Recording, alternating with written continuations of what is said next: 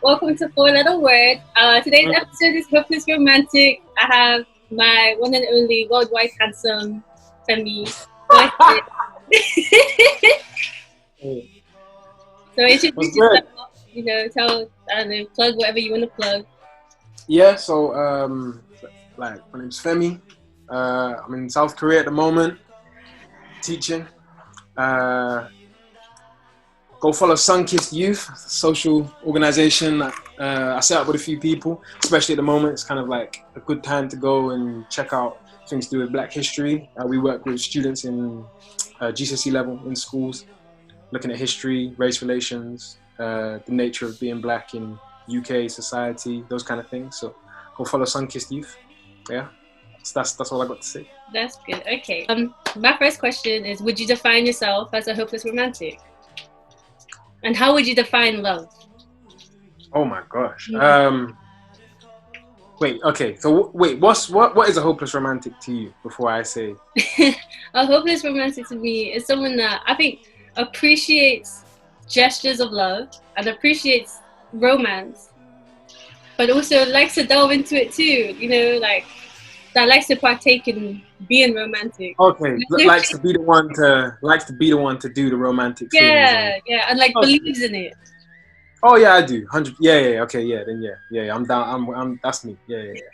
I'm with all the little gestures and I'm with the big gestures too. I like all of it. But in terms of what love is, that's mad. I think that's one of the most debated, philosophized, and just discussed topics in history. There are so many different forms of love. There's so many different ways in which it's expressed. Obviously, like, first and foremost, I'd say it's an action, but it's so much more. It's about how you display it, but why you display it. Love is complex. It's complex to define, but I think once when you've experienced it. But for me, I'm too young to give my definition. Too young, too inexperienced, and childless. People who don't have children, it's very hard to give like a definition of what, like, especially true love is. Unconditional. If you've never known what it's like to bear or look after or raise something that's come from you, then giving the definition of love is impossible for me at this time. You know what I'm saying? Yeah, 100. I think when you have a child, that's unconditional love. You've unlocked another level of love that's like you said, no one experiences until you actually like do it yourself, like until you actually have a child. I think you can get kind of close in terms of how you love your family and maybe some of your friends, but like, because I had this conversation with some of my friends not too long ago, and we were talking about the nature of unconditional love, and like, do you love all of your family members unconditionally? Because would you be capable of forgiving certain family members if they kill another family member? And if you can't, and if you're not capable of it, is it still unconditional? And is there any family member that you're capable of forgiving for absolutely anything? And I said there's probably maybe there's 4 or 5. There's a few people in my life who I could forgive unconditionally, or maybe like 4 or 5. But it's difficult, man, because obviously even putting myself in that headspace is something difficult to do. So I don't know unless I experienced it, 100. I don't know, in that scenario, I think it would just be 2. It would just be my 2 younger brothers. Yeah, it might be. It might just, to be honest, it might just be 2 or maybe 3. Like younger, like Moses, my mom. But then, I don't know. Yeah, I don't know. Because this is what I'm saying, it's hard to like put yourself. Who makes the cut? Why do you make the cut? Do you really like? So like unconditional, again, like I don't know at this point. Love has different forms, different ways to express it. Yeah, 100. Okay, how would you define romantic love? Because love is like abroad. See, with romantic love, I think it's difficult because sometimes we turn we mistake romantic love for desire and for pleasure. You know what I'm saying? So it almost becomes like a deal in a sense. I think Yeah, like a transact, like you fulfill my emotional and physical needs, and I fulfill your emotional and physical needs in all forms. So whether that's sexual, romantic, support, all those kind of things, and then it becomes, because we both fulfill these needs that the other has, like shelter, finance, whatever it may be, we can then enter into this partnership. Mm-hmm. Yeah, but then what happens with that is because you have these conditions that love is built upon. If mm-hmm. those conditions ever come under fire or disappear, then your love is now at risk. But romantic love is built. I think it starts with attraction. Oh, of course. It starts with attraction, and then after that, romantic love is about the things you do. Romantic love is also about kind of like, I think the definition for romance is something like mystery and excitement in relation to love. Mm-hmm. Or like, that kind of nicely sums it up in terms of, it's that feeling, you know, when people talk about butterflies and stuff. I think romantic love is playful. I think it's flirtatious. But I think it's temporary. Oh, okay. I think it's temporary. Because I think a lot of people, when you get in a relationship or you do something purely off romantic love, it's not going to last. Yeah, I agree. I actually agree on that. Romantic love is temporary because of people's perceptions of it due to movies and books and media outlets. Then they see the chase, they see eventually getting into a relationship. There's probably like one conflict in between the relationship. They split up, grand gesture, get back together, happy ending. That's love. I think people expect that to the point that it's like when the chase and the flirtation stage of your relationship with someone is no longer a thing, they no longer know how to navigate it. And I think that's when you start to kind of settle, if that makes sense. Like you settle for like mediocre, like, oh, well, this stage is done now, so there's not really much that I can do for this relationship without we're just stuck together. And I'm like, no, that's not what relationships are for. I think we all fall victim to that at some point if we get into relationships young, you know? Oh, yeah, 100. Do you think age matters when it comes to romantic love? Do you think you can fall in love at a young age? I think it's... Yeah. Mm-hmm. Yeah, I think you can fall in, but I think it's just romantic love a lot of the time, because you're not, most people when you're younger, you don't really understand what love is. Mm-hmm. So it's like, it's sometimes even easier to fall in love when you're younger. Yeah. Because then I think as you get older, you become more wary, more world-wise, like, you know. There's more standards when you're older. Yeah, and you know yourself better, so you know what you need and you know what you can provide, hopefully. Yeah, if you're healthy and if you self-reflect, because I feel like there's certain people that are at a certain age that don't know what they want to like, they don't know what they contribute to a relationship at all. Like, they know what they want from a relationship and what they want to receive, but then it's like, what do I bring to the table? And some people don't take the time to sit down and be like, what do I bring to the table? And like, it's important. Important. Do you think, for me, I think romantic love, I think it's very selfish. I think romantic love is selfish because it's an experience that only you can go through as an individual. Like, in the sense, it's hard to explain. It's selfish because you will never know fully the extent that the other person feels. You only know how you feel during the experiences. So it's everything about how you feel. However, it creates selfless acts. So love can make you selfless though. If it's built off self-gratification, is it really selfless? Like, is it if you feel good about doing it, is it still selfless? I don't know, but I like, you see what you were saying with the movies and stuff, and like with that is because I know we were saying that you said that post romance stage people sometimes like fall off because they don't know what's left for them. But one thing movies do is they do teach you Like, I've stolen things from movies and books before. Same. I think at some point, everyone's stolen a move or a line or something. Mm-hmm. And so it's kind of, yes, it's selfish, but at the time, I don't think there's anything wrong with that. No, I don't think. I think a lot of people associate selfish with a negative connotation, and sometimes it's not. I think sometimes we so self-centered and self-absorbed and selfish are different, and I think maybe it's more self-centered than it is selfish. Well, they all three have some negative connotations, but like maybe it's more self-centered than it is selfish. Yeah, 100. Like for me, I've fallen victim. Like, I'm a hopeless romantic, and I've fallen victim to like the films, you know, when it's like they meet at a coffee shop and you're like, oh my god, that's my soulmate. I'd be looking for that. I'd be in places, and I'd be looking to find. I'd be there. I'll be sat down, and I'll just take a quick scan of the room, and if someone catches my eye, I'll be like, oh, is this my scene? This is my moment. This is my moment. This is my movie. Or like, God forbid, I'm walking down a hallway in work or something, and I bump into someone, and we both drop our stuff on the floor. God forbid.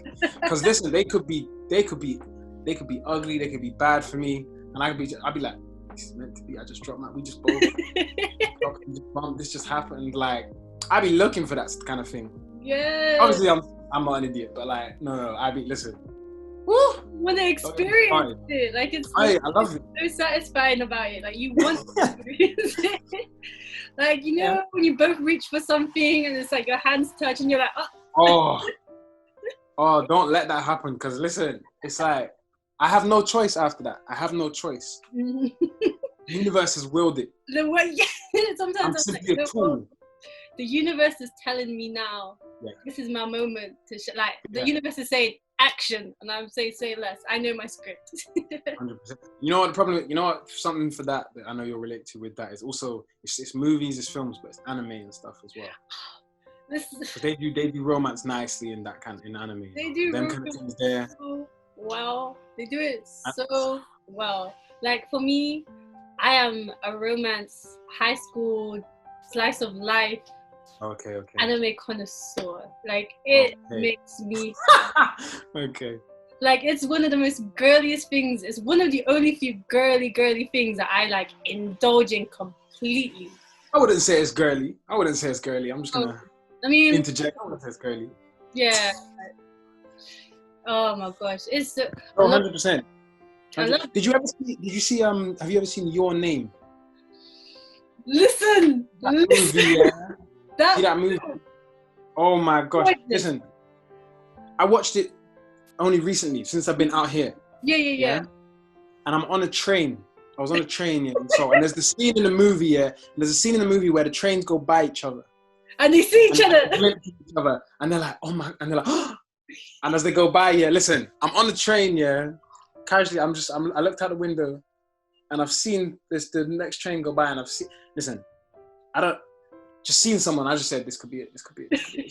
They're gone, and I got to the next stop, and in the movie, they jump off at the next, both of them jump off, and they just run back, and they listen, I got to the next stop, and I'm like, should I just jump off? Should I go for it? Should I make my movie a reality? But like, obviously, I'm not gonna. Yeah, like, the thoughts are in my head. Part of you tells you that. Oh, absolutely. But the romantic side of you is like, this is your moment. Who knows? That could be your wife. Yeah, could be. Exactly. It could be. That film, when they're chasing each other, and then they're at the stairs. Oh, and they cross. Yes, and then they like stop, because then you see that moment of their like logical thinking, but then they're like, hey, what's your name? And you're like, oh my god. For me, that movie geeks me out differently. That movie is one of like, it's a cartoon, like it's an anime, a cartoon to a lot of people. It's an anime, and that is one of the most few romance films have touched me. That film touched me. That mountaintop scene as well. Goodness gracious. Oh, and then when they're writing the name. Right, the name. Oh my gosh. And the pen just drops. Like, the thing about that film as well is that it's just so visually appealing as well. Like, it's just so pretty, and the soundtrack and everything just works. Like, I'll listen to the soundtrack every now and again, and I'm like, that is so pretty. No, facts. Mitsuha's theme, there's that song. It's her theme song. That touches me every time. Yes. Oh my gosh, see, I would be listening to it in the car, just driving. I'm like, this is so nice. Imagine being on the train and you're listening to that. Nah, I wouldn't know how to act. Listen. And I'm here, and so I see things. It's like cherry blossoms going by, and I'm just there like, yo, don't. Oh my god. Don't, because if I see it, I'm gonna do something stupid. But no, it's serious stuff. I think as well, if you're a hopeless romantic, yeah, you've got to love romance films and rom-coms. Yes. You've got to love a cheeky rom-com. You know what I'm saying? Love rom-coms. I love rom-coms. I don't like how some people shame them. I'm like, no, rom-coms are great. There are some really good rom-coms. There's some that are like played out and you kind of know, but there are some gems like. Thing is though, I'm even here for the cliches sometimes. Are you? I like it. Listen, give me a cliche every now and then. I know what's coming. I've seen way too many to be surprised about it. But when I see a rom-com, it's like I know what's coming, and I'm still here for it. I'm like, yeah, you better turn around. You better walk back down them steps. You're gonna bump into her. She comes around the corner, and then boom, it happens. I'm like, yes. that's what's supposed to. But then because you live in that world, and then it's like it doesn't happen to you in real life, and you're like, what? Like. I be walking around the corner of something, and I'm expecting someone to just bump into me, and it doesn't happen. Or like I order my coffee, and I'm sat down in the cafe, and I'll like reach out to grab my coffee, and no one's hand touches my hand as I reach out for it. I'm like, where is this? Where is my person? You know what I'm saying? Where's my person? Where's my rom-com? Where's my moment? For real, like you know in Nisakoi. Oh, that is big. Yeah. Such a beautiful. Oh, just because even like the side characters' romance stories get to me. Like everything's so well done. Yeah. And no, like, you see with that. Yeah, you're right. Yeah, and you know the whole childhood love, that whole story. I'm like, where is my boy next door? Like, that is big. Like that was something that did that for me. Nisakoi was definitely something where I was like. I'd be looking at photos from primary school and I'd be like, which one of you is going to come claim me? Or like, no, the other one for me is Love and Basketball. Yeah. And they grew up together playing ball. It's like, no, like if I meet a girl and she can play basketball, yeah, I'm always just there like, this could be special. But like, yeah, we know it's not real. But. No, for real. Oh, I like The Last Holiday, the one with Queen Latifah. I don't know if I know it. I think the idea of the film was that she doesn't have long to live, so she finally like takes advantage of like life. Then she goes to this holiday. She finds love with this chef or something. It was just so nice. I love it. I don't know if I know it. The only one I remember with her is with what's his name? My man from Pink Panther and Cheaper by the Dozen. Oh, Steve something. Steve Martin? No. Maybe. White hair. Yeah. And they're in a nice little rom-com together. I like that one. I can't remember what it's called now. I like there's another one. I like in the movies. I like it when they realize they're in love. I like that when they finally like piece it together and they're like, oh my gosh, they're the one. I'm like, yes, they are the one. You think you've experienced that? Have you experienced that like delayed realization?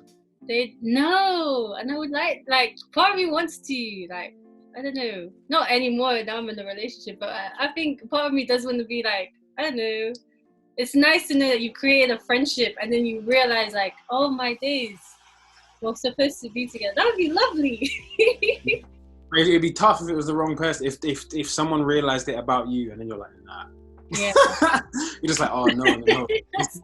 This is just you who feels this way. This is your realization. I'm just your friend.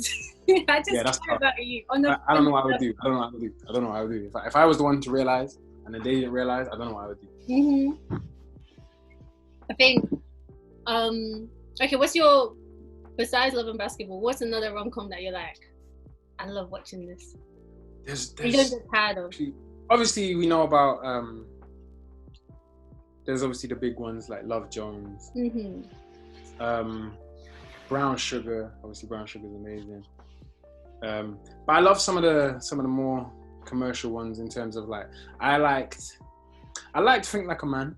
Yeah. I did like the first one. I didn't really like the second one, but I like the first one. The first The one. best man's holiday. Amazing. So good. There's actually Boomerang, Coming to America. What other ones? You know, I actually. Do you remember Friends with Benefits? Yeah, the one with Justin Timberlake. Yeah, I actually really liked that one. I like that really one. Did like that. I really did like that one. I like that one too.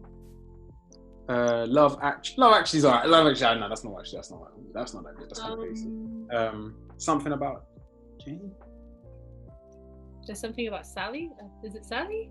No, Harry Met Sally. That was a good. Harry Met Sally. I like when Harry Met Sally. I really like. That's Tom Hanks, isn't it? No, Billy Crystal. I really like Billy Crystal. Oh, is that Billy? Oh, okay. Which one was the one with Tom Hanks? Sleepless in Seattle. Big. Yes. Yeah. Yes. No, to be honest, I like most of them. I like elements of all of them. Yeah. What do you think about Titanic? Because a lot of people are like, one of the greatest love stories. That's like a romance. That's a romance and drama more than a romance and comedy. But I'll be real. I was so underwhelmed by the love story that I was waiting for them to hit the iceberg. Like I was. The love story was just. I was like, this don't really. I expected more. Yeah. I was like, oh, it's just. There's better girl meets boy stories. This could have been. Yeah, definitely. Do you know who does this? The thing. I don't want to make this too much about movies, but do you know who does romance well? Who? Disney. Who? Sorry. Disney. I like how Disney does romance. Disney does romance on a different level. Disney does romance well. Where you like, when you watch it when you're older, you're like, yo, that's some pretty ass stuff. Like, yeah.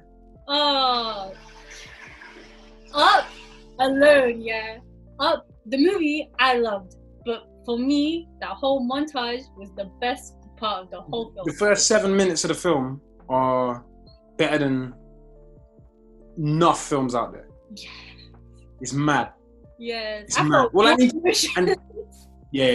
do is hear the music from that scene and I'm feeling so. Married Life. That's what the music's called. Yes. All I need to do is hear that theme and see that kind of love that's because you know what it is? You see that and you're like, that's what I want. I want to be walking up this hill like quick time with my wife when we're young. And when we get older, it's gonna be a bit more of a struggle, you know what I'm saying? But we do this for the nostalgia and for the love of it. Yes, I like when they put their handprints on the mailbox. In the mailbox, like he does it by accident, so she just joins in to make it look nice, and it's like things like that where I'm like, oh my goodness. Like, yeah, those are the little things in romance. Those are the little things in romance that matter. Like when you're a hopeless romantic. What are some of the? What would you say are some of the little things that you appreciate? The little things that I appreciate. I like. Oh, that's because it's strange. I like unexpected interest in what you're doing. If that makes sense. To say like for me, I love salsa and I love salsa romantica and I just love Latin music. So when my partner, I don't know, when he just plays it on his own and he's cooking, just like I don't have to put it on. Like he already has the playlist on and he's just doing his thing. I'm like, you know, like you know how to get to me. Okay. Yeah. Like, I've grown up with my family. Romance is such a celebrated thing. Like my grandparents have been together since they were like 16 years old, and like my grandma puts so much emphasis on it, and my granddad too. Like he makes her breakfast every morning. So little things like that. I've always. So now he still makes her breakfast. Goodness, that is fairy tale stuff. Yes. I almost don't believe it. To get mad at my grandma because she used to be like, "You need to find yourself a man the way I did," and I was like, "There's not many people that still upkeep." There's no one. No. There's no one. No. Wow, that is It's so nice. Like, he'll make her breakfast. What else does he do? Like, when she's too tired, he'll clean the house. Like, I like seeing those things, and I'm like, those are things that I appreciate. So when my man does those things to me, like, he'll make me breakfast, and like, he makes me pancakes. I'm like, you know what? Yeah, I found the one.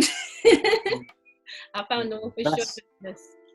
That's a lovely gesture. Yeah, breakfast is always a lovely gesture. It's so nice. Unless they can't cook. Actually, no. Even then, it's a nice gesture, but it's just you might not eat it. And like, what else do I appreciate? I like holding my hand. Like, I like that simple little gesture where they just hold your hand, and it's just nice. Like, you don't have to do PDA, but like a little. Holding hands ain't PDA. No, anyone who claims holding hands is PDA is insecure as hell. Yeah, 100. But like, I'm saying that because it's such a minor thing, because it's not PDA. It's just so little, but I like it. Like, it makes me feel so special. That's kind of where it comes into knowing your love language, isn't it? I'm saying knowing what languages. Naturally, being the hopeless romantic, I've obviously taken them online tests, but really oh yeah, it's got to be done. I didn't like, because I felt like I already knew, so I took the test as confirmation, and like, it was what I expected, but it was like, it's mostly about quality time. Yeah. Mostly about quality time. What else was it? That was like that was the biggest one I can remember. I think, because I remember that the one that was lowest was the lowest ones were gifts and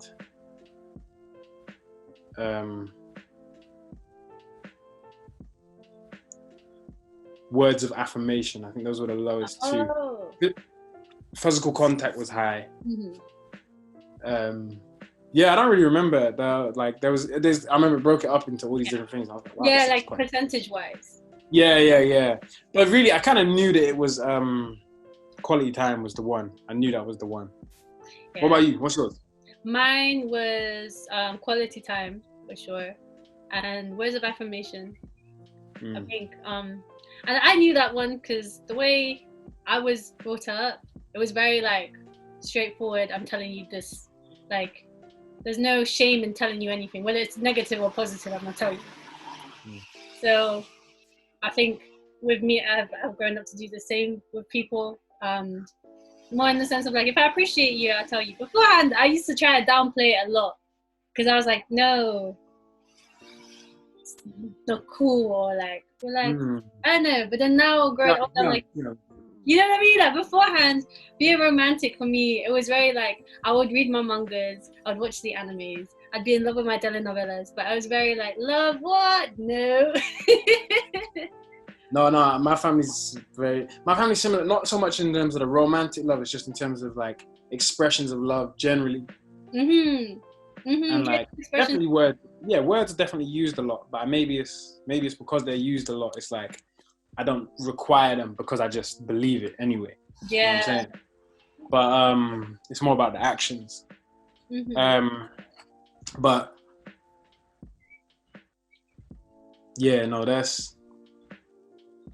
think those are definitely aspects of mine. Yeah, I don't really like gift giving so much. I think, like, I don't know. Because this is the thing. This is the other thing as well. Is recognizing that if someone who you like's love language is different to yours, yeah, you then have to compromise. I guess that's not compromise in that manner, but it's like you have to make sure you recognize what their love language is, so that you are capable of showing them the love that you feel. You know what I'm saying? So even if my love language isn't gifts, that means that she don't have to get that from me. If hers is, then I will still get something for her.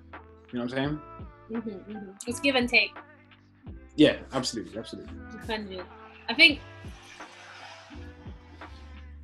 with gifts, for me, I think it would have to be something very meaningful. And the gifts that I've received from my current partner have been very meaningful. I'm like, it's just, I think the idea of the gift is what gets to me more than the actual gift. It's like, oh, you put so much thought into this. I appreciate that. Right? That's what I appreciate, is the thought behind it. Whilst before, I think extravagant gifts or even gifts that don't really mean too much, I'm like, thank you, but I'd rather go on a date or watch a film or like quality time. But when it's thoughtful, I'm definitely like appreciative. I don't know, I think recognizing your partner's love language is very important. Very, very important. Because I think for me, sometimes I'm so concerned on like how I do things that maybe I dismiss how he does it. And because it's not the same, I might think, oh, it's not the same level of energy. So maybe I love him more than he loves me because this is how I show love. But then you need to recognize your partner does it this way. So that doesn't mean they love you less. It's just they express it differently. Yeah, absolutely. Whilst not, but then balancing that with not settling for less. Yeah. Do you think, okay, for me, watching like telenovelas and stuff, I've set a standard now where I'm like, if you're not declaring your love for me in the rain, or if you're not getting a band, I don't know. Okay. Like with my partner now, like I remind him, you know, like, hey, if you want to propose, I'm just saying, like, when the day comes, it's the only time I will accept a grand gesture. Like for me, my favorite telenovela, I've mentioned this before, like my favorite telenovela of all time is La Hija del Mariachi, the daughter of the mariachi, right? And it's just mariachi singer, she's this girl, and then the guy that's pursuing her, who's also a mariachi singer, and like he proposes to her with a mariachi band at her window, and it was very like, oh, and I was like, when I was little, I was like, that's what I want, like, that's what I want. That's it. Because like I'll hear other stories of proposals that are more downplayed that are really romantic too. I'm like, oh, I love it. That's another thing. See the proposal, that's got to be romantic. It doesn't need to be big or small, but romantic. Yeah, I can't be. See, that's one thing that this is why someone said, would you ever let your wife propose to you? I said, absolutely not. Never in a million years. Because listen, I'm going to do that so well. I'm going to do that so well. 100. I get you. Because like, that right there. All these movies, it's my time to shine. Listen, I'm going. Oh my goodness. Because man, I do little things like, see, when I was in a relationship before, man, I do like things that try and be like mean a lot and do things that are cute and like all them things and romance. Pay attention to things like she might mention she likes something, act like I don't hear, but I know those kind of things. Yeah, I wrote it down. Yeah, come on, it's here. It's here for later. Don't worry. But see, with the proposal, that level of romance there, you have to.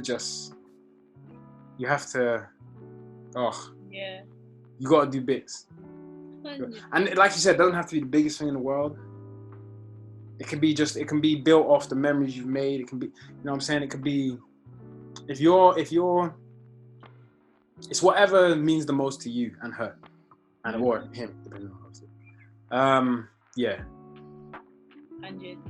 As always, it's romantic. For me, I rate girls that can propose. You know, good for you. Personally, never. Like, I would rather. There's a tweet that says I would rather boil rice 1 grain at a time than propose, and I would rather do that too. Like, no, no, you're not taking away from my film. Like, in my head, this relationship film. Yeah. I don't want you to take away from that. Like, are you? 100. Nah, like I definitely. Everything we do, like I romanticize in my head even more because I'm a hopeless romantic. Like when we're driving and there's music and it's like late night, I'm like, this is such a nice scene. Yeah. You're picturing the camera going alongside it. You run outside the car quickly, like, I'm just riding with my boo. Yeah. And you look back. You look back across. Yeah. No. Listen. Everything. Yeah. I understand. Everything romantic that happens to me, I'm like, it was filmed like this.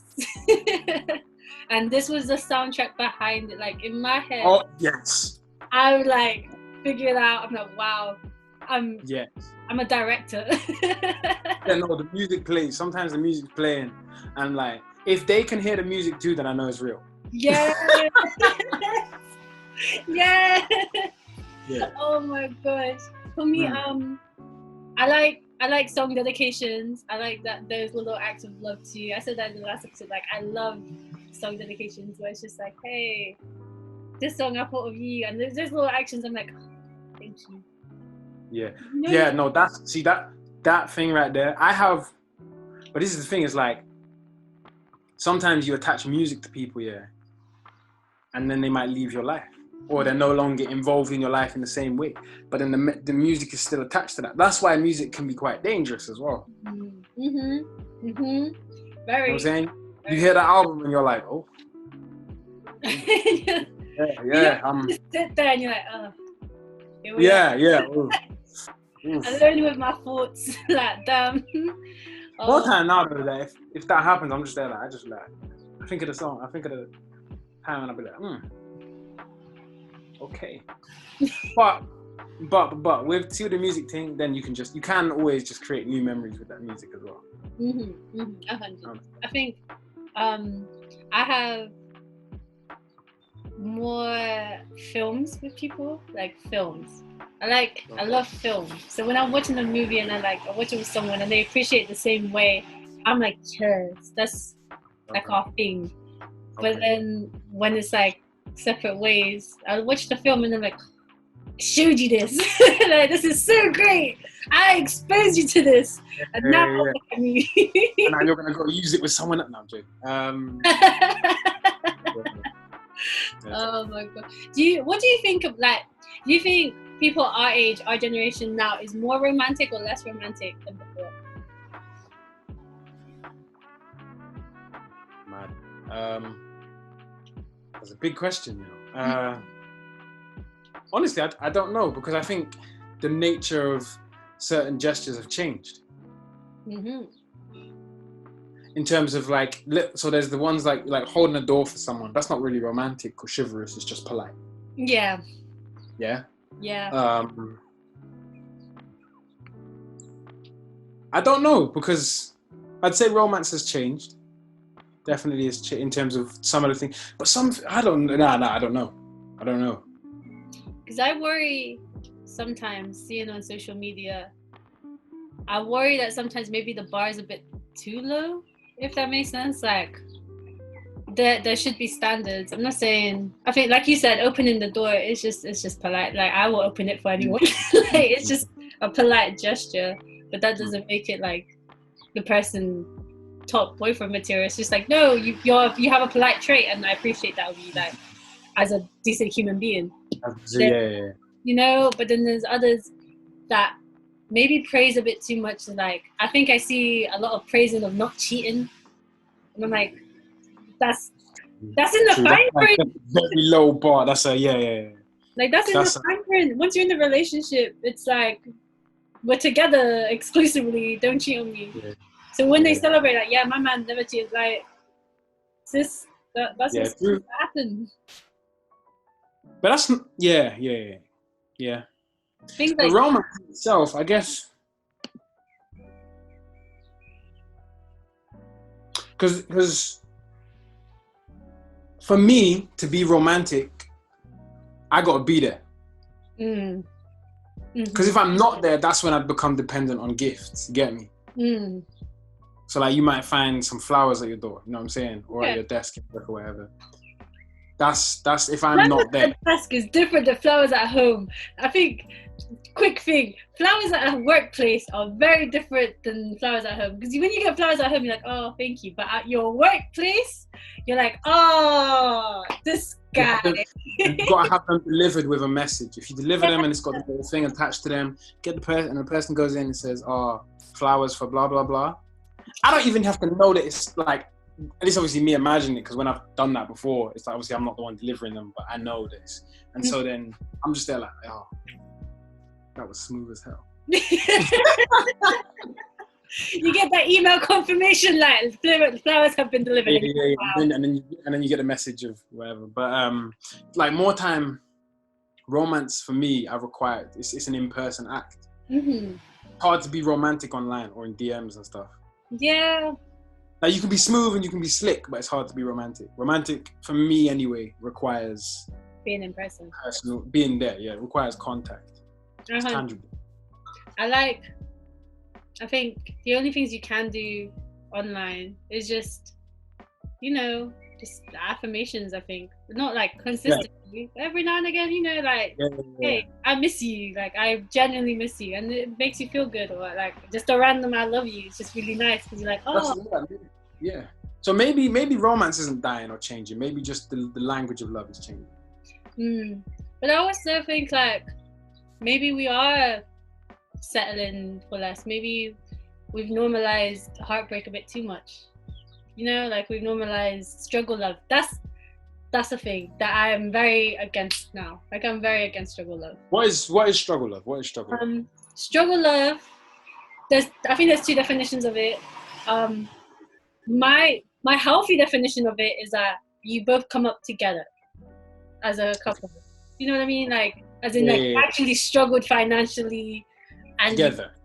But together, and it's like you both overcome it together in a healthy manner.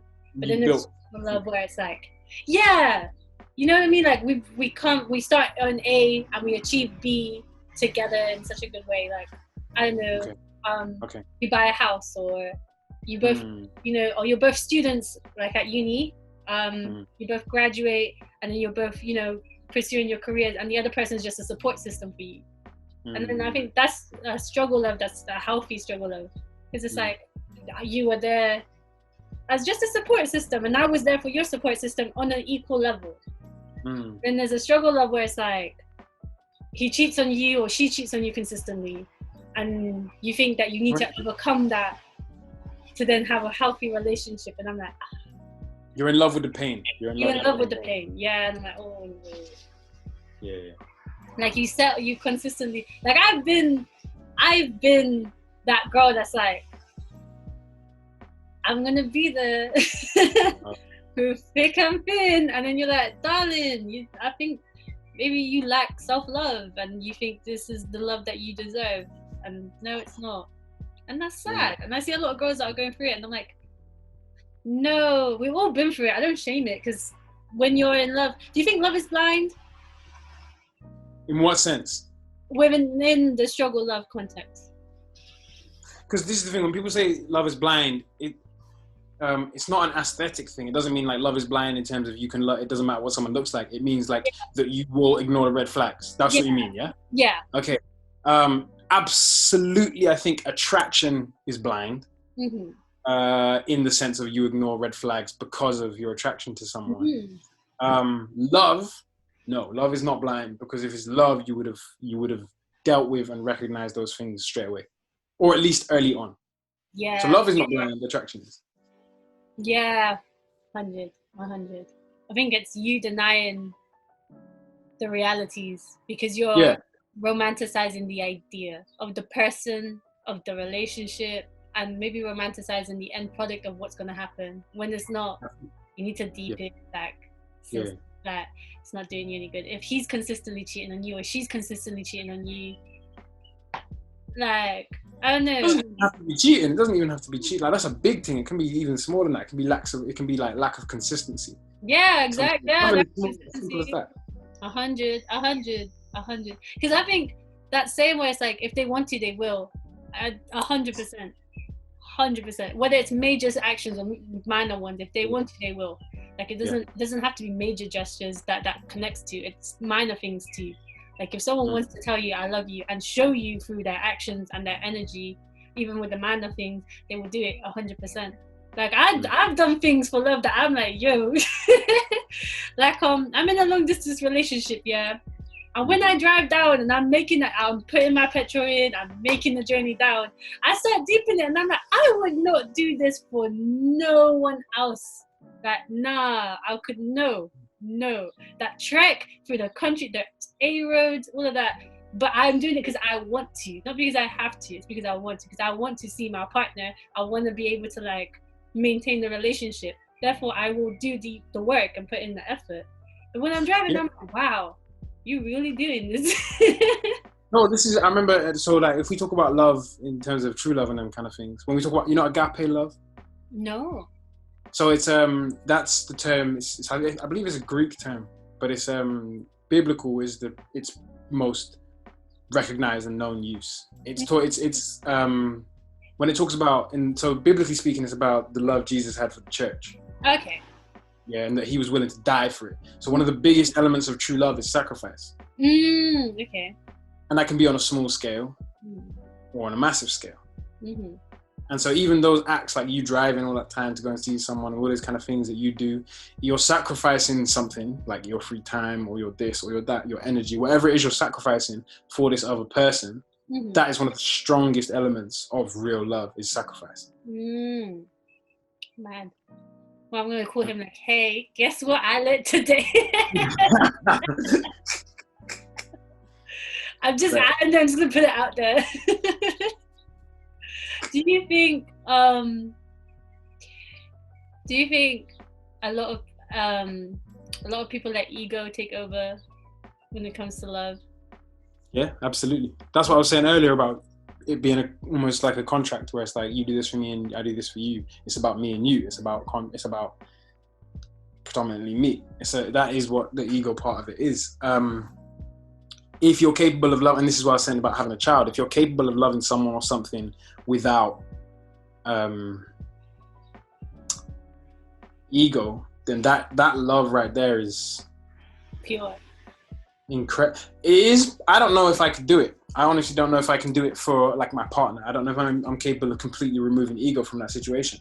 Mm-hmm. Because I was watching something and it was a while ago, maybe 2 years ago, and it was Will Smith actually, but he was quoting someone else. Mm-hmm. I don't remember who he was quoting, and they were talking about the love that a gardener has for a flower, and the gardener doesn't want the flower to become anything for the gardener. Mm-hmm. Instead, the ultimate satisfaction and joy for the gardener is to see the flower become everything it's supposed to become. Mm-hmm. Not what they want, but everything that God or that nature has willed this thing to become. Mm-hmm. That is their ultimate satisfaction, and that is like true love, is what the person was saying. And I don't know if I am capable of that kind of love. Where, can you imagine? Because that kind of love means that you're capable of loving and being happy for this person if they choose to be with someone else. And they said, and so this is the thing, I think I would be potentially capable of that love in hindsight and in retrospect, but at the time, it's very, I don't know if I would want to remove my ego entirely. Yeah, 100. I think you need to be another level of in tune, because I don't know. Yeah, like afterwards, as a person, if you have compassion for that person and like you actually care for the person, and if they're happy that way, then yes, afterwards. But during, I'll be like, what? Yeah, that's what I'm saying. Afterwards, like, but at the time, to be able to remove all sense of self from it, I don't think I want that. No, I'm sorry. I don't think I want my partner to be like that. I don't know if I want my partner to be like, I'll be happy for you to go. Nah, you better claim me. This is your movement. You know what I'm saying? Yeah. This is me and you. This is us. You know what I'm saying? This ain't you be happy with whoever. Nah. Maybe like, because I want the best for you and I want you to grow and all them kind of things. But it's like, but with me, if you grew, not for me, with me. If you grew away from me, then it's like, yes, I have to accept that kind of thing. Yes, I would want the best for you, but at the time, it's not what I want. Afterwards is when I can accept it. Yeah. You know what I'm saying? So them kind of things is tough. That kind of thing is tough. Like during, no. Like, to be so honest, I want you to be with me. Like, that's how it is. Like, I want to be with you. I want to make you feel happy. I want to experience this. But you're telling me you're with someone else. But then this is the thing, is that they were saying this, like, if you both have that love for one another, to the degree where it's like you want them to, then it means you're probably not going to look outside of that, because you both have that mindset towards each other so much so that it's going to just draw you closer. Mm-hmm. So if I could have that, then that's amazing. But like, again, I don't know. That's quite that you're both feeling that same level. Yeah. Do you think someone in a relationship always loves more? I think, yeah. Maybe not love more. Maybe not love more, because love languages are different and it depends on how you express it. I don't think love more. I think maybe invest more emotion or sentiment or attachment. I think more attachment. Maybe one person might have more attachment to another, and like codependency. Maybe one person is more dependent on the other, and sometimes that can be very unhealthy. I think it needs to be. I think if you feel like you're being more dependent on one person, I think you need to take a step back and be like, is this healthy? Is this a me problem now? Like, it might not seem like a major thing, obviously, like you might not even clock it, but then I think someone, like, you definitely do, because then you assume that you love them more than they love you. Yeah. And I think that's very dangerous. And I think, no, don't do that. I think a lot of people, do you think people take the time now to self-love before they get into a relationship? Depends on your age. Depends on your age. I think it's harder when you're younger. Yeah. When I'm saying younger, I'm also including, like, I'm saying like under 25, under 30. Yeah. I'm not saying like under 30. Mine is 25 under. Mine is like 25 under. Young for me is 25 younger. I'm 35 very soon. I'm 35 very soon. So I'm gonna say young is under 30. So I don't know.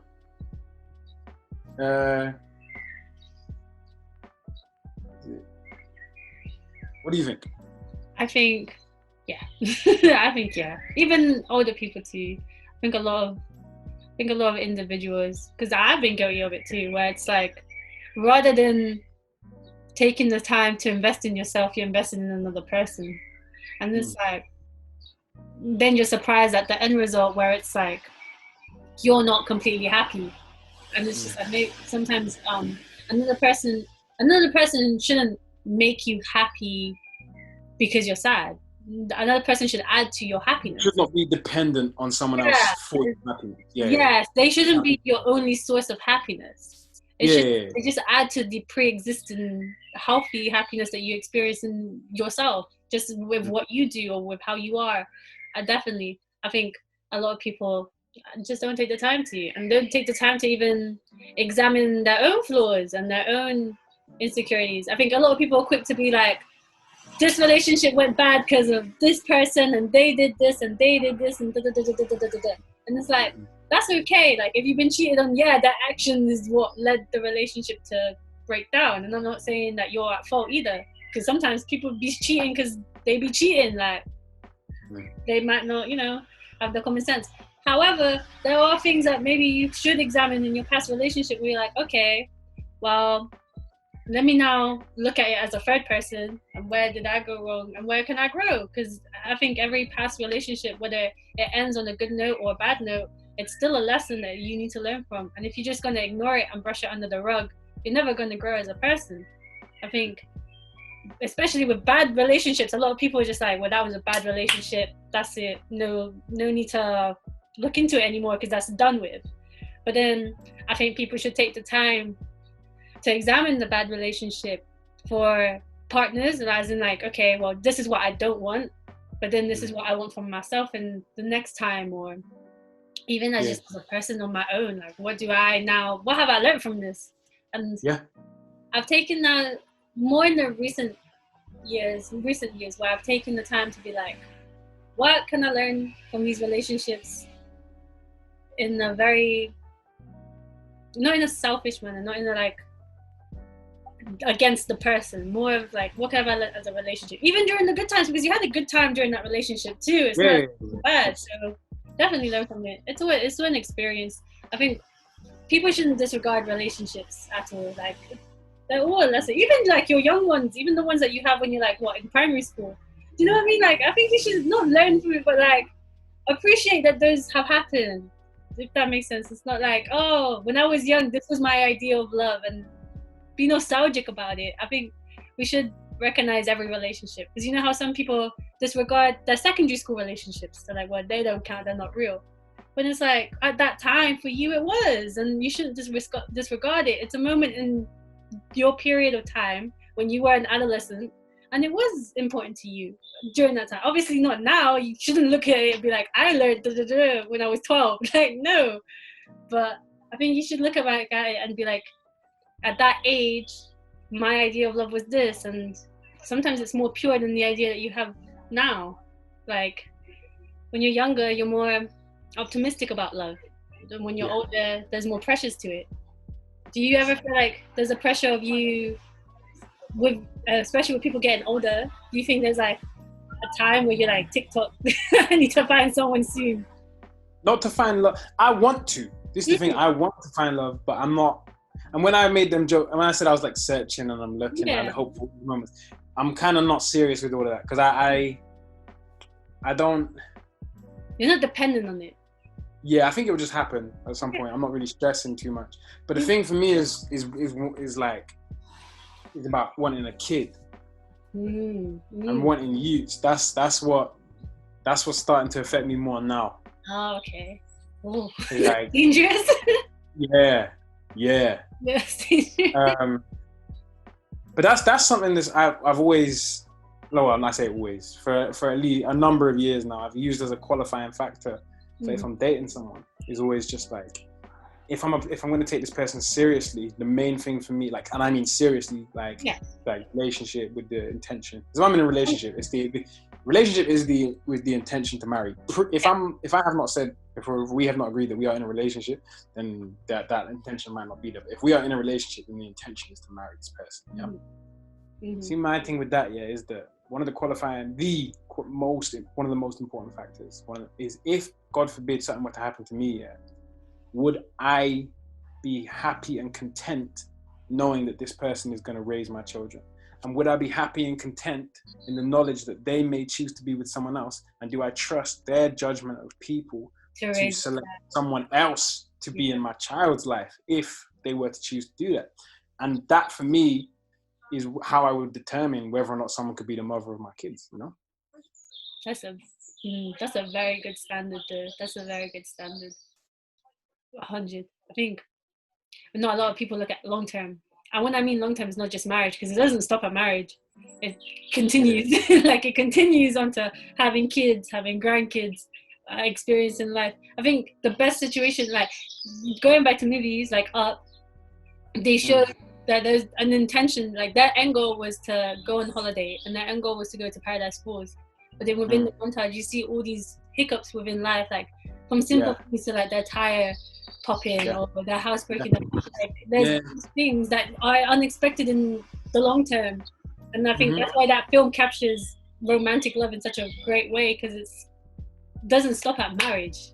There's more to it. There's so much more to a relationship, and it is an adventure out there. Like, it is, and I look forward to it. Like, I genuinely look forward to those moments, but it also scares me. It also scares me 100. And I think having a little bit of fear about how serious a relationship is good, because then you take it with more gravitas, like you're more serious. Caution, maybe not caution. Yeah, caution.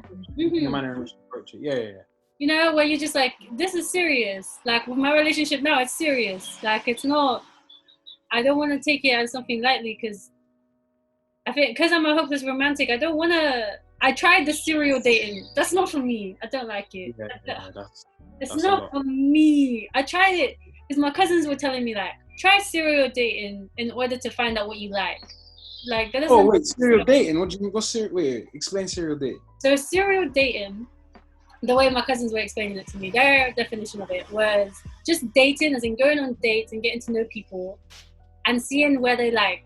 That's the kind of person you want to look for, or it's not serious. It's not like, okay, we're gonna be together.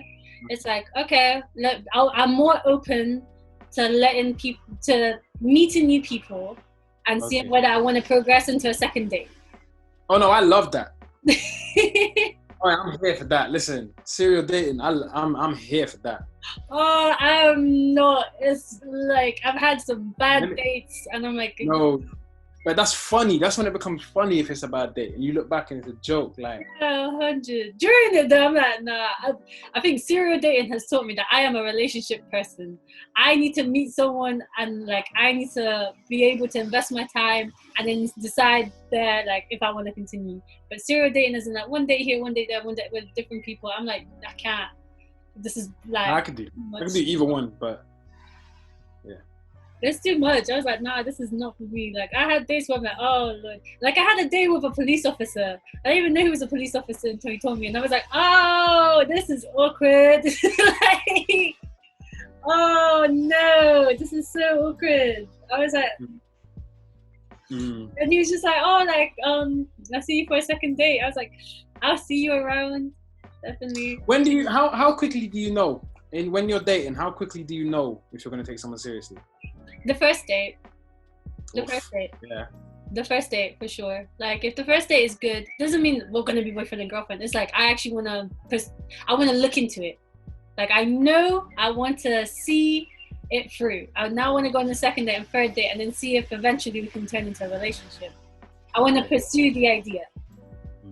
But the first date, for sure. Like, yeah. Second date.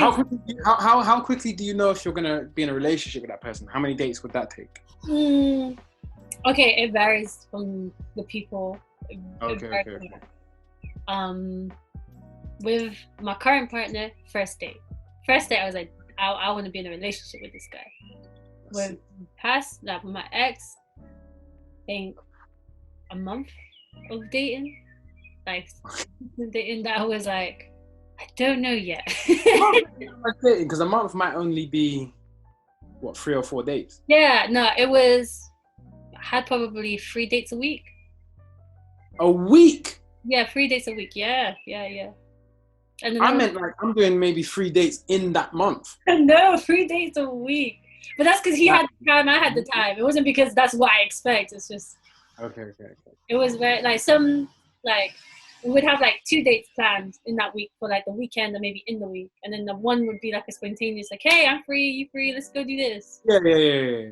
But yeah, the minimum... I'm including that as well, but still 3 dates in a month is a truth. Yeah. I was just like, no, I don't know yet. I still needed time. Okay. For sure. I did enjoy the dates. It was just I don't know yet. But then with my current partner, yeah, I'm not just saying it because I'm with him now. It's after the first day, I was like, nah. If this isn't a relationship, I don't want it. Don't. No. I was with my hopeless romantic ass, yeah. No, I like that. I was like, no. The first date, what was our first date? We went to a museum. And that's when nice. We had the same sense of humor. Okay. And I was like, okay, calm. I like this. This guy's nice. Yeah. Then we went to go get coffee. It was a very simple date. I like that. I like that it wasn't a dinner. I like that it was very let's get to know each other. But dinner is one of the best ways to get to know someone. But then I feel for me. Cafe same as well. Yeah, I think for me, a dinner, just for me though, I don't disregard it as a date. It's a good date. For me though, as a first date, it puts way too much pressure on me. I think I'm trying to put my best foot forward. But when it's something maybe an activity, then you normally combine. This might just be me, but sometimes you try and combine it. So you do an activity and then you do a meal. Yeah, no, that's fine. I'm saying that we're going on a dinner date, first date here. That's it. I'm like, oh, no. Okay. I'm so nervous. I'm I can't do this. Some people can, and I'm what are you nervous about? What are the pressures in that regard? I think because it's the for first a girl. I know what the pressures are for a guy, but I just want to know what they are for a girl. For me, okay. Because it varies for different girls. Me, I get nervous of how I eat because I like to eat. I'm not the type that's I won't eat in front of my man. No, I'm going to eat. But then I'm but what if he's like this or you need to make sure you eat neatly or I don't know. Or there's more intense. I'm listening to you, and I'm judging everything you're gonna say now because it's just me and you, and I'm like, oh god. But what if that's not your? But then this is what I'm saying. If you have to change your behavior. Yeah, then maybe it's just not worth. I think that's why I'm Because I know this is the thing, and I know that's kind of dumb to say in the sense that everyone will somewhat present the best version of themselves when they go on their first date or so. But like, if you have to really change, then that's probably not the one. I think there's just more pressure to put your best foot forward in a dinner date for me. Okay. Like the other side is expecting it, and I'm like, oh, but I don't know what my best foot forward is.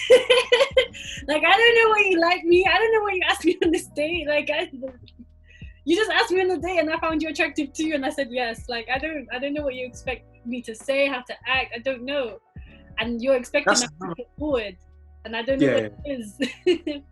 But then when it's more of a relaxed setting, I feel more myself and I feel more at ease because I'm like, this is, take me now as you want. But when it's, I think a first dinner date, it's way too intense for me. Like, I'm like, I don't know what you expect me to say now. But when it's relaxed, I feel like I'm just talking to a friend. I'm like, this is cool. Because now I feel like you're actually getting to know me. So when we went to the coffee shop, it was just little things like, I love jam donuts. I love jam donuts too. My romantic ass was like, we're meant to be. This girl said earlier, it's not about settling, and then you just said, oh my gosh, we like the same donut. We love the same. No, but it was like specific. It wasn't like, he was like, yeah, but the ones from Sainsbury's. I'm like, exactly. Like, it was things, it was like the details in these broad things that made sense to me. I was like, oh.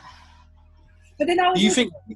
Sorry. Finish. No, that's it. Like I'm a hopeless romantic, so I have to catch myself when I'm doing it. I'm like, come back. That's what I was saying. Yeah. So being a hopeless romantic, do you think that people who are hopeless romantics, do you think they will settle sometimes because they are looking for the romance in a situation? I think certain. I think we could be divided 50-50. I think there's hopeless romantics that love it, but then can also catch themselves and be like, oh, you're doing it again. Like, relax. Bring yourself back in. And then there's another half that are like, I'm settling for this and this. Trip to bang. That's it. I like to say that I think beforehand I was in the settling half, and then now I'm in the let's bring yourself back to earth. Like, let's stop being in denial about being a hopeless romantic. And now that you know that's your trait, let's bring yourself back to earth and stuff like for real. But yeah, I definitely did. Like, when we were getting coffee and we were having our donuts and we were sat there talking, I was like, this is it. This is my movie scene. But then afterwards, like, on a serious note, I was like, nah, this is definitely someone I want to date. Like, I want to be in a relationship with this person just from the first date.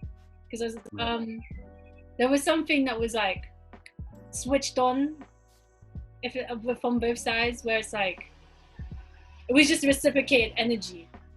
And I liked it. There was no expectation.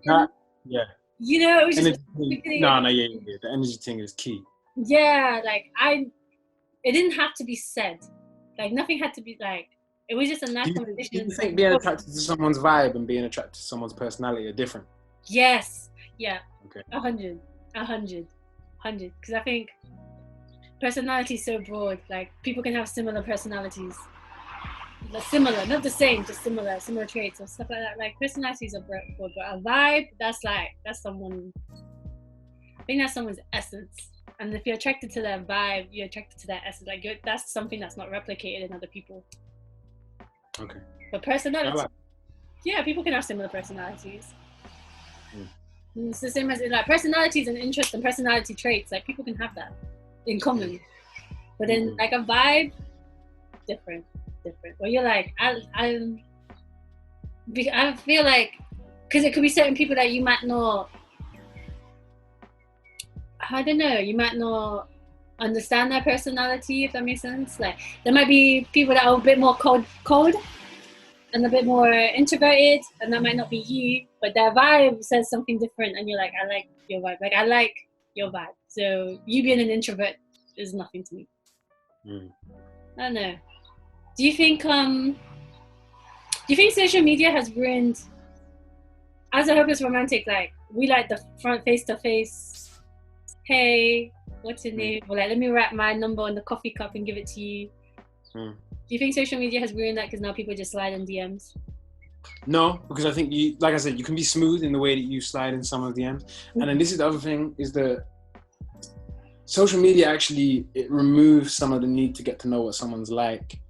Someone can be very different to how they are on social media online. That I think is bad in itself. So if you're not attracted to someone's social media presence, then even if they're not like that in person, why are they acting like that online?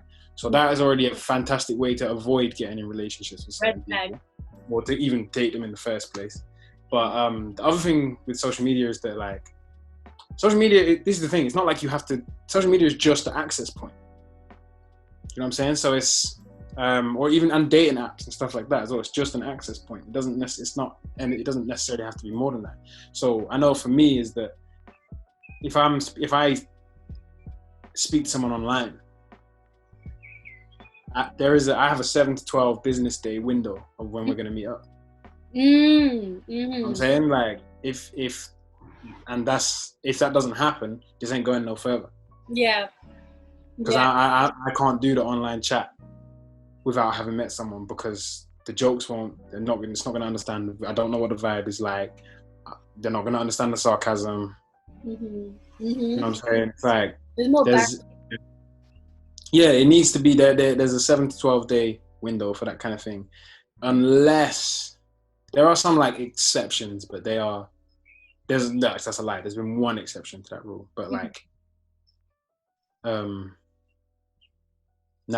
generally that's just how it has to run for me still. Mm-hmm. I think for me, I moved to my partner online. I was like, he's cute. Finally found him online. I was like, I'm gonna move to him. And I was like, you slid in his DM.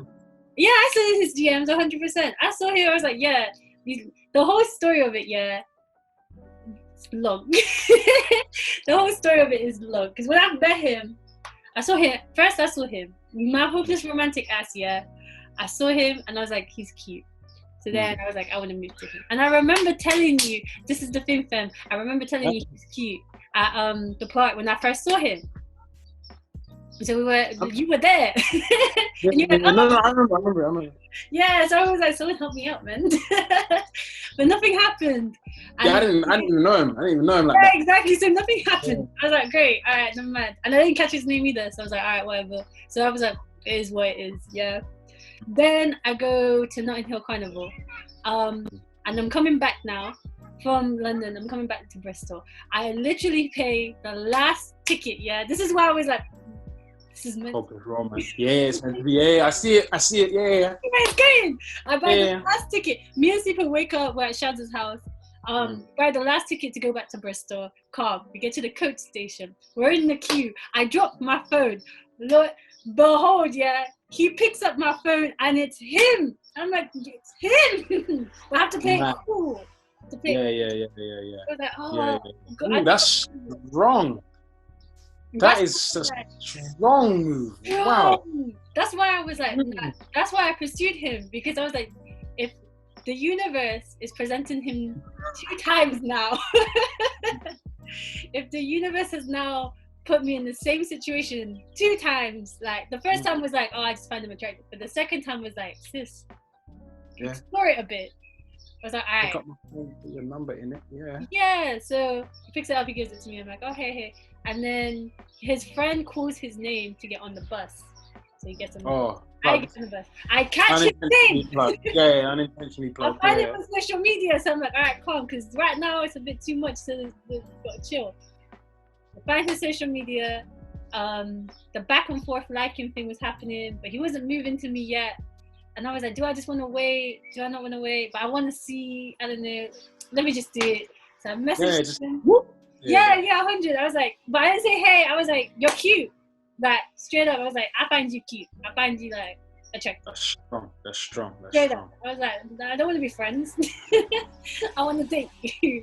And then we started getting to know each other, and then we went on the first date. So when we went on the date, it just confirmed getting to know him online. And then that date was like, yeah, your vibe is on top. And then from then I was like, yeah, definitely, this is the one. So when that whole bus scene, music, everything, I was like, yeah. I bet What? I bet he picked up the phone in slow motion. You In looked up my like, head, he picked it up. yeah. Come on, of course. I was like, this is it. I was like, the universe. Yeah. This is my movie. Yeah. 100. I think social media, like you said, it's a platform. 100. It's just what you do with it afterwards. And I feel like if someone's acting weird on social media, but they're different in person, like, what is it that attracts you? I don't know, man. Do you think you can be with someone with such a big following on social media? Because a lot of people, female or male, when their counter partner is... Depends on why. It depends on what their following is for, innit? Generally speaking, I think so. Yeah. But I think it would just... Like, if she got an OnlyFans, obviously not. Like, come on. Like, absolutely not. Come on, don't be silly. But what if it's just an OnlyFans with just her feet? Some girls do that. Yeah. Listen, I helped her take the photos. What? Come on. We're making money, baby. Yeah. Come on. That's like what?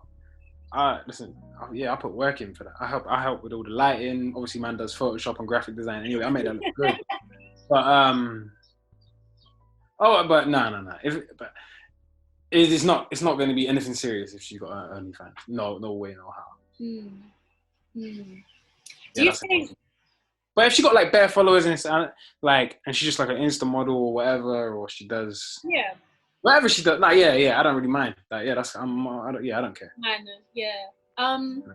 Do you think you have certain tests towards people? Like for me, I have like after my past relationships, I was like, I now have tests to see if I want to like pursue a relationship with this person or not.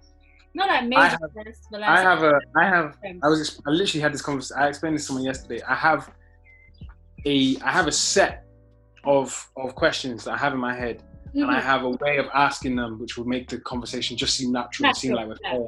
People have no clue, and they don't know that they're going through an entire quiz within the first date. And it just seems like it's normal, and I'm like, and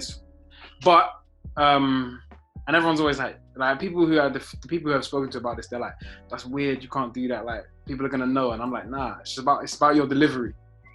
Delivery is whether or not people are gonna clock that they're like how it's going. But this is the thing, is that like I think it's necessary to like know those things straight away, and any question that will allow me to learn more about you that I think is the real you, then those are the kind of questions I'm gonna hit someone with. So yeah, absolutely, it's important to have those, to like ascertain as quickly as possible whether or not this person is going to be good for you and whether or not you are going to be good for them. Yeah, 100. Yeah, because sometimes it's not just to see that other person is good. Like I said, sometimes it's for myself. I'm like, am I worth your time? Like more in the not in like a I'm better than you sense. More in like maybe I'm not the person for you. Like maybe we have things that require like maybe she is so on her grind about something in particular that I might be a distraction that's not good for you.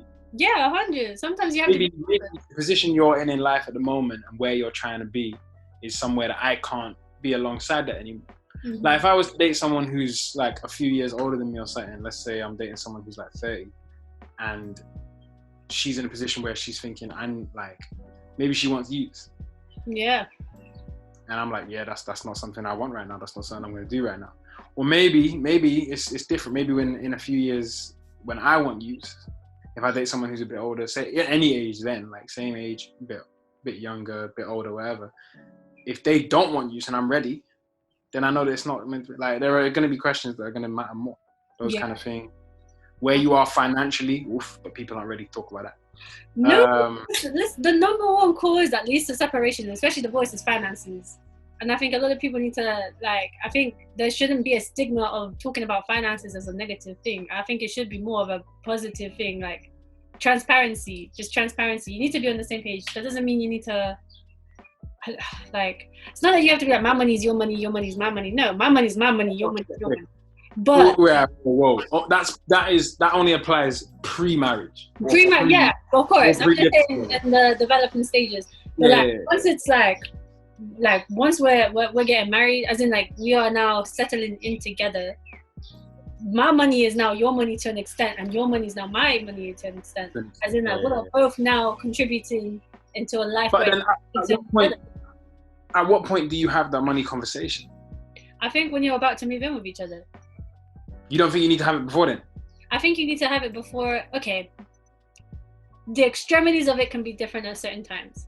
So when you're getting with someone, you can say your financial ambitions, you can talk about where you want to be in life, things like that. Of course, 100, Yeah. you need to know. Because for me, I don't like someone that likes to settle and be comfortable in a lifestyle that maybe that's not what they want either, or maybe want to fake a lifestyle that financially they cannot afford. Oh, yeah. They can't keep up with it. Yeah. Yeah, I like someone that's very honest about their financial situation. Like, if you're a broke student, I'm a broke student too, B. Like, that's okay. There's no shame in that, you know? Yeah, that's another thing is like, not for me, no, like, because there are ways you can ask someone things. Like, if you are a student, boom, I already know that you're most likely in about 30 grand of debt. Yeah, 100. In which case, I need to know, but then I need to know about your mindset towards this debt. Are you one of these people who like, I've got years to pay it off, or are you someone who wants to pay it off in the next like 5 to 10 years? Yeah. Yeah. Like, I need to know your financial ambitions. When we're starting off, financial ambitions, 100%. Yeah. If you want to be what your mindset, do you spend frivolously? Like, what do you value in what you spend your money on? Like, finances do matter. There's ways to work out whether or not someone is financially on the same wave as you. Yeah. Fairly quickly, like within a year. But like, in big conversations, you need to be having them, and it depends on your age. Mm-hmm.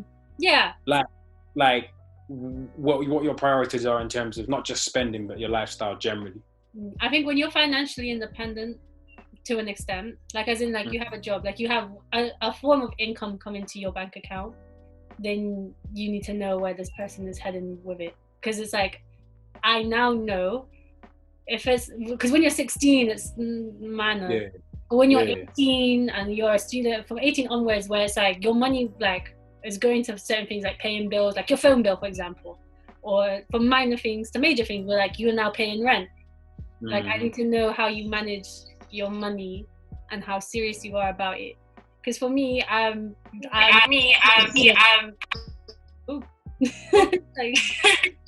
What? Do you hear the? Oh no, that's bad. Yeah. Something just happened. I hear like the repeat. Still? Yeah. Wait. No. Okay. Calm. Alright. I could edit that out. I think when you now have financial obligations, you need to be very clear about it. You need to be honest. It's okay. Like, okay, I can only afford my rent, my food, and this. That's it. Calm. I can manage around that.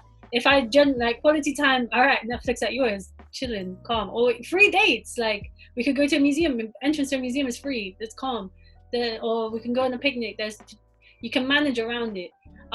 Yeah, I was gonna say, dating and finance, because this is the thing as well. It's like, if I have a saving plan, yeah, and I have this money going into this account, whatever, yeah, and I say like, oh, we can only do like maybe one date this month. Mm-hmm. Or we can only go out. If we go out twice this month or 3 times this month, it means that next month we can only go out once. If you've got a problem with that, I know your mind ain't in the same place when it comes to finances. You know what I'm saying? 100. Like, if I can't be honest about my finances with you, then it's a bit sticky. Yeah, but again, those conversations come after I've made more of a decision on where we're going. But I'll make that decision. Yeah. Very quick. Yeah. I think once it's like, okay, we're a serious relationship, then finances definitely need to be talked about. Like, if you're now planning to move with each other, like you're planning to live with each other, like finances need to be talked about. You need to, like, it's no longer my money, your money. If we're living together, it means we are sustaining a life together.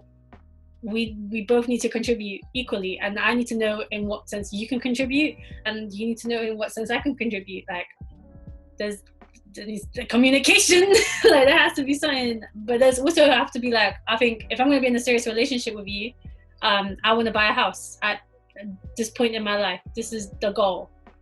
Is that the same goal you have? If not, why? Like, if someone's like, no, I just want to, I don't know, take day by day. For me, that's just no, I need to have some ambition. You don't need to be like, I want to be a billionaire CEO. No, as long as I know these are the things in life that I value and this is what I want to work towards, then I respect it. But if there's no plan, I get worried. I get worried. Yeah. Not just a plan. I need to see evidence of steps towards that. Yeah, 100. But you're telling me like, I want to do this. I want to do that. I want to do that. No. I need to see what you've done in order to get to that place. 100. I think as well, financial freedom is so important. And in a relationship? In a relationship, yeah. In what sense? In the sense of like being honest and upfront with your finances will then lead to knowing where you can allocate things. So it's like, if I'm honest about how much I'm earning, we're living together, and you're honest about how much you're earning, we're both honest about how much we're going to save for this, and this, then we know, okay, we can spend this amount on this. And that there's a freedom that comes with that, because then there's no stresses, because you know, okay, I've now budgeted in a good manner that if we want to splurge on this holiday, it's not going to set us back on this big financial plan that we have. So say like, yeah, where there's this end goal of like, we want to buy 2 properties, right? So if there's the end goal of having 2 properties, we're saving for this and this. But then because we allocate everything well and we've been honest with each other, the money that we can spend on a holiday isn't going to affect us buying our 2 properties. And going on holiday hasn't overtaken the goal. It's not like, oh, okay, now we're putting that goal aside. It's like, no, it's still there. We've just been able to manage everything properly, and now we can do both. I think that's the financial freedom of being able to do what you want to do without setting back and without settling your finances at all. Like, no. Financial freedom is important. And I think there's like this form of like impressing someone. No. Once you're in a relationship, there's not that you're impressing them with your finances. Like, that shouldn't be a thing. It should be very honest. Like, this is how much I'm earning, because maybe there's some moments where you're earning more than your partner.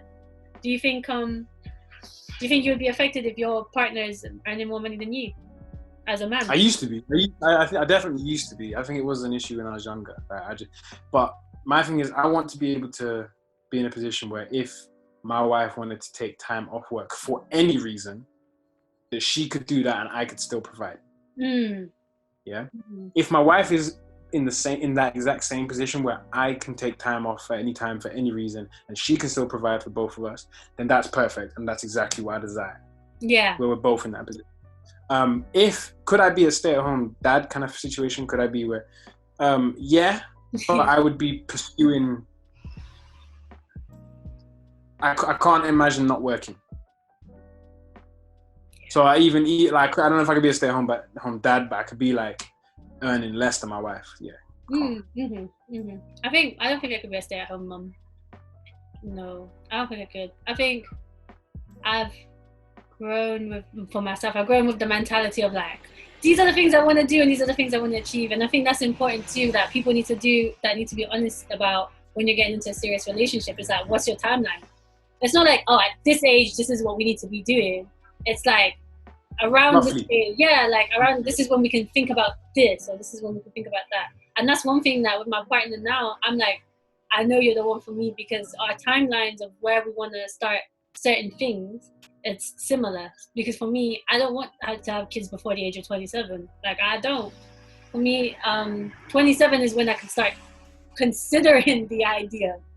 But anything before, nah. Like, I want to. For me, that's just nah. I need to. It's not even like financial stability. It's not even about that, and it's not about realistic factors. It's more for me, as in like, I need to be content with my career to then be like, okay, I can now wholeheartedly give time to raising a child.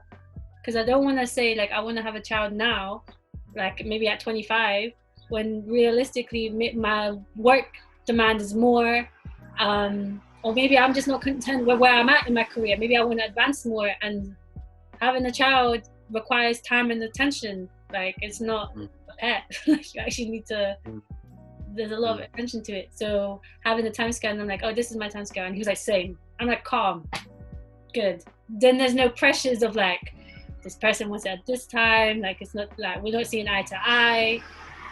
Nah, man. For me, I think you need to be very honest with someone. Like romance, like it can be romantic.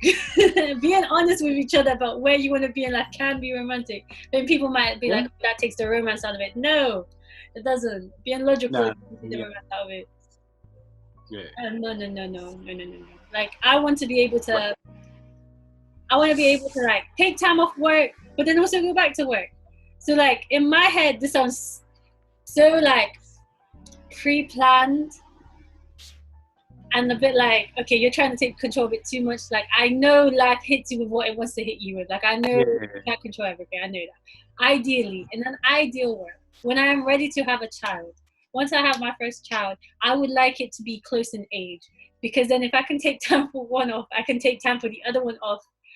And like, when they're growing up, there's not a big age difference and difference of what they need from me. There's similar needs that I'm like, all right, calm. That's in my control. But if I have one that's like, just trying to be efficient with it. Yeah, like I just want to be efficient. If I'm gonna have kids, let's be efficient and convenient. Because I also want to work. Like I really like the idea of having a career. I really like the idea of there's certain business things that I really want to do, and I want to take the steps into doing that. And that takes time, effort, money, and I want to be able to do that without the pressures. So when I have kids, I'm also. By the time I have kids, that means that the things that I have planned to do should already be in action and I should be doing.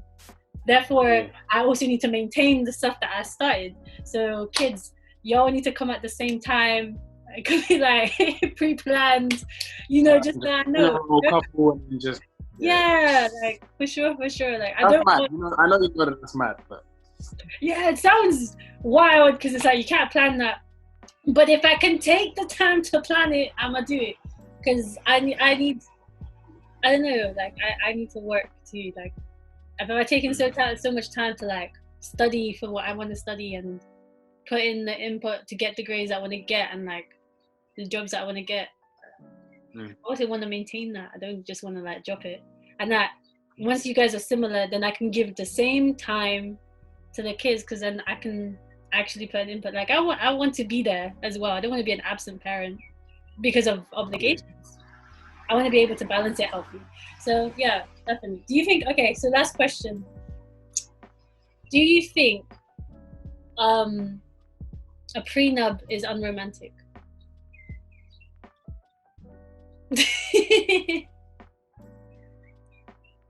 Yes. Yeah? Yes. I would never do it. Mm-hmm. Yes, I do. Yes. In terms of what romance, the definition of romance, yes, it's unromantic. I understand the practicality behind it and the need and why some people want to do it. I get it, 100%. I get it. People say you can never be too careful. People change and all them things, whatever. Mm-hmm. I would never do it. Mm-hmm. Not only because it's definitely not a romantic thing to do in no way, shape, or form. But it's almost like planning for failure. And even if this is the thing, whoever the person I choose to marry is, I hope that if it should end for any reason, that the love I have for that person is so great and the friendship I have with that person is so great that if it were to end, I want the best for you. If that means you get some of what I've got, then as long as you have been there to help me build this, I would have no problem. Mm-hmm. Obviously, I'm saying that from this perspective where I don't have millions and millions and millions in my bank. But like, even then, if you've been there with me through getting this, and then we've got married, and this is the thing. Yeah, I'm not here for prenups. Not at all. I am. Very unromantic. You are. I am. But I also think prenups don't have to be in the sense negative. Not negative. It doesn't have to be in the sense of like, if we're divorced, you get half of my money. It's more like, I know, and I feel like the other partner should also know that when people separate, it can get messy. It can get ugly. Maybe we don't end on a positive note. Therefore, whilst I'm in love with you, I feel like we should put down protections in the sense of like, not as in I get half of what you get. No, it's you don't. It's everything you come into the relationship with or into the marriage with, you leave with. Yeah. And also even the things that we established during the marriage needs to be protected. So in the sense of like, we both buy this property. If things happen, instead of having to then get lawyers to argue for us, we've already pre-planned the sense of like, whilst we're happily in love and we're now looking at it in a healthy manner, if something wrong was to happen, I still want to be able to communicate well with you and not have to bring in this ugly war on like what's mine, what's yours, that we've established during the marriage. Like in a prenup, I would want to establish like, if we do separate, we both agree that this certain percentage is going to go to our kids, and there's no ifs what about it, because we've already pre-decided that it's already. But this is the thing. If I'm going to marry this person, we have already had these. If you change so dramatically from when I married this person to how they end up, and all these things we've discussed, then really and truly, yeah, I'm sorry.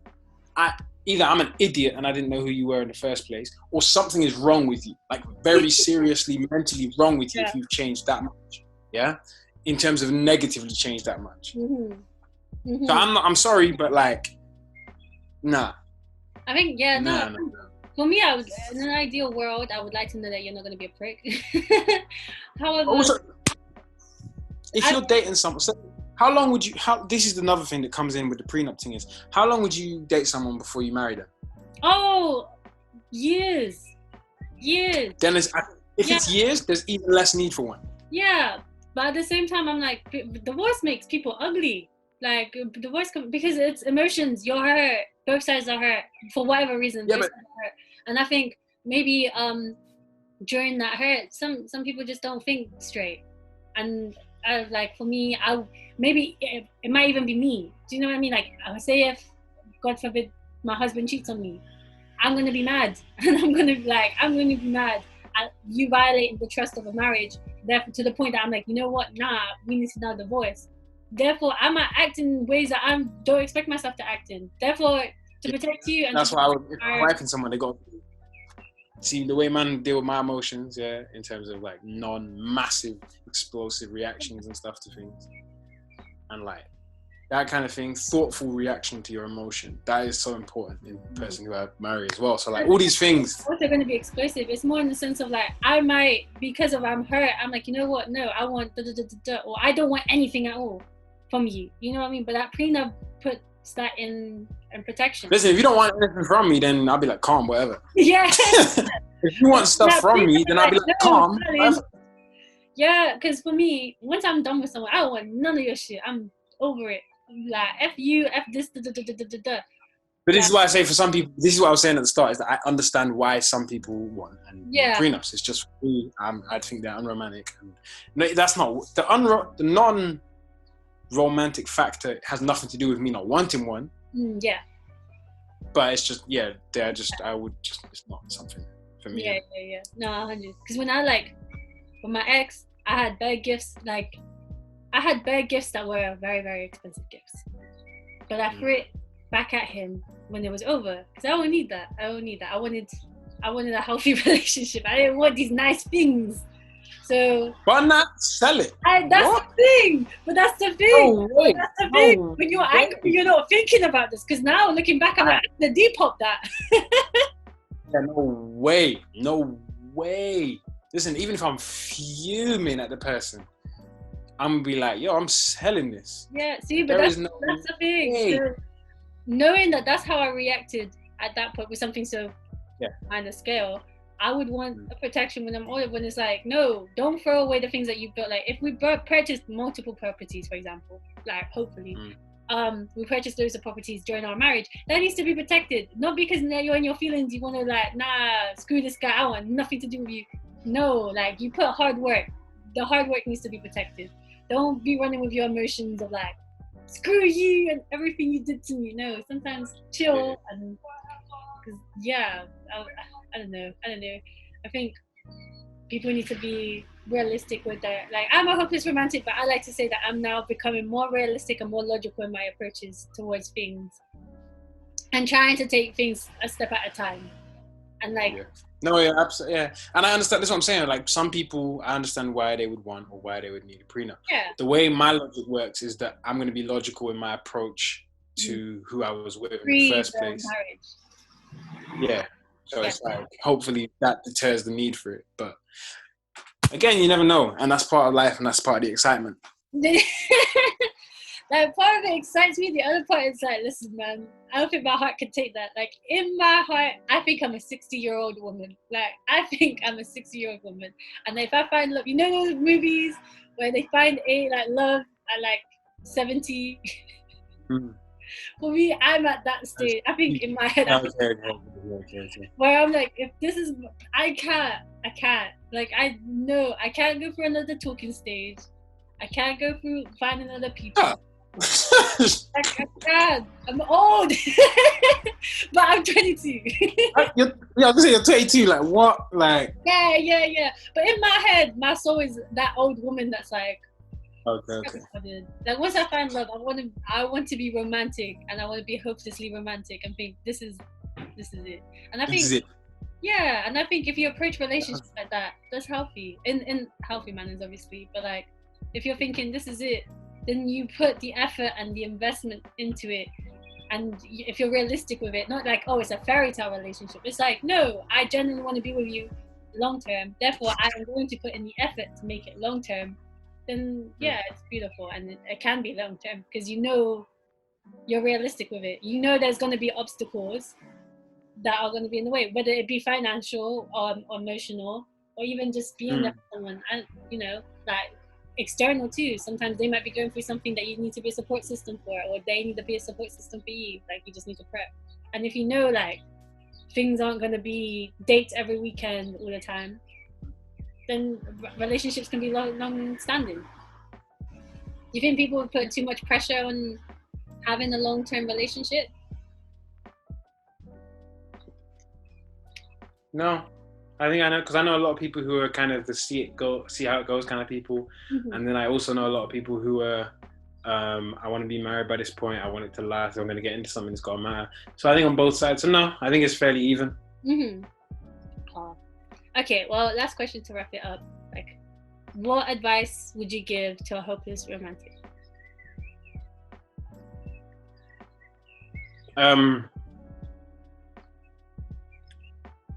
Learn your love language.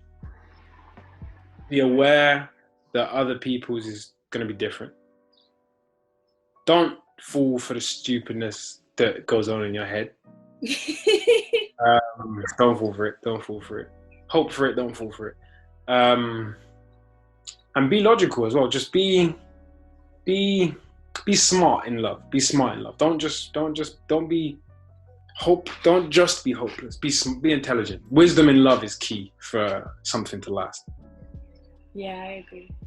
Mine would be the same. Mine would be like, if you feel you're going into the clouds with the whole like, this is it, roll yourself back in. There's nothing wrong with being a romantic either. It shouldn't be something that you shame yourself with. Like, okay, you fall for Absolutely not. You know, like, yeah, okay, you might fall for the cliches, but that's okay. Do it with honor. Like, yeah, do it. But know the difference of when you're purposely trying to justify actions that you know shouldn't be justified. Know when that's what I'm saying. You're doing good. Wisdom in love. Be smart in the way that you love. Be wise. Be intelligent in the way that you love. And then love fully at the same time. If you can do all of that, then you'll be successful. Yeah, don't be afraid to love, but be smart. Oh, thank you. Oh, thank you so much. Thanks for your time. I really appreciate it. I really like talking about romantic love, so I really appreciate this conversation. 100, same. I hope to have you on for another episode anytime soon, whenever you're free. There's so much. There's so much more planned. So thank you so much. All right. Bye. Much love. Later. Much love.